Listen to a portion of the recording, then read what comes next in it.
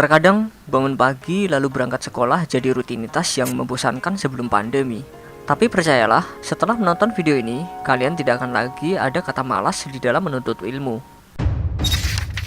Anak-anak berusia 6 hingga 15 tahun di desa Atuler di provinsi Sichuan, Cina harus mendaki permukaan batu besar menggunakan tangga reot untuk pergi ke sekolah. Mereka benar-benar harus mendaki tebing untuk pergi menuntut ilmu dengan resiko kematian setiap saat.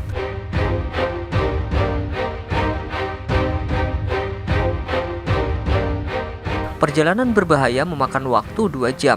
Begitu mereka tiba di sekolah, anak-anak tinggal di sana selama 2 minggu sebelum melakukan perjalanan berbahaya kembali menuruni gunung untuk pulang.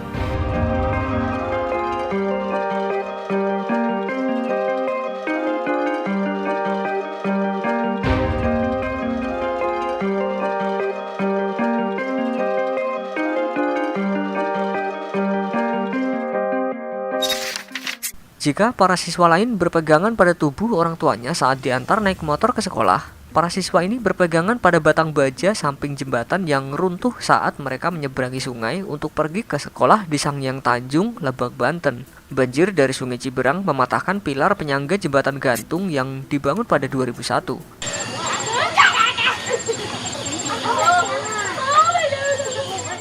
Jika melalui jembatan lain, mereka perlu berjalan kaki selama 30 menit, dan mereka lebih memilih jalan ekstrim ini dibandingkan harus menghabiskan waktu untuk memutar dan menggunakan jembatan lain. Anak-anak lain mungkin tak akan sanggup melakukan hal ini. Tiap hari pergi dan pulang ke sekolah berjalan kaki 6-8 jam, dan melewati sungai yang bisa membuat baju seragam basah. Tapi hal tersebut dilakukan anak-anak di desa terpencil Pegunungan Meratus, Kecamatan Batangalai Timur, Kalimantan Selatan. Mereka adalah siswa dan siswi SMP Negeri 2 1 Atap.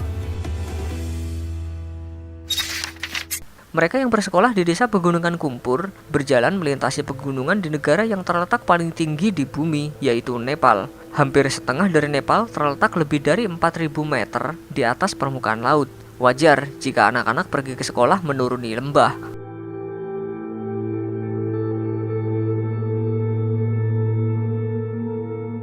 Mereka pergi ke kota hampir setiap hari dan harus menyeberangi sungai yang berbahaya dengan alat seadanya tanpa pengaman apapun.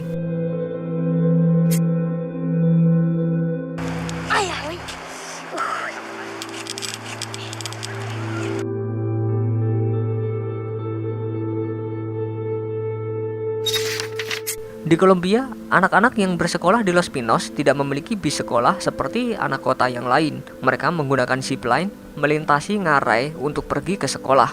Satu-satunya alternatif selain jalur zip adalah berjalan kaki 2 jam sekali jalan. Meskipun pernah terjadi kecelakaan di zipline, namun hal itu tidak pernah menyurutkan mereka untuk tetap memakainya ke sekolah.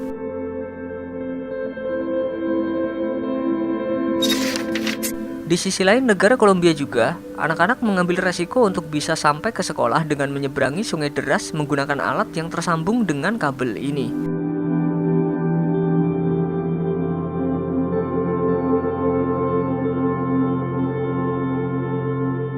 Tak ada yang tahu apakah kabel-kabel itu akan rusak atau putus tiba-tiba dan akan membahayakan nyawa pelajar-pelajar ini. Yang mereka tahu hanya berupaya maksimal untuk meraih cita-cita. Anak-anak yang berusia 5 hingga 14 tahun di Filipina ini dalam perjalanan ke sekolah. Mereka melewati sungai yang berarus deras dengan sebuah perahu bambu seadanya. Kemudian menaiki tangga yang mengerikan agar bisa sampai ke daratan. Tidak ada yang memiliki jas hujan dan payung.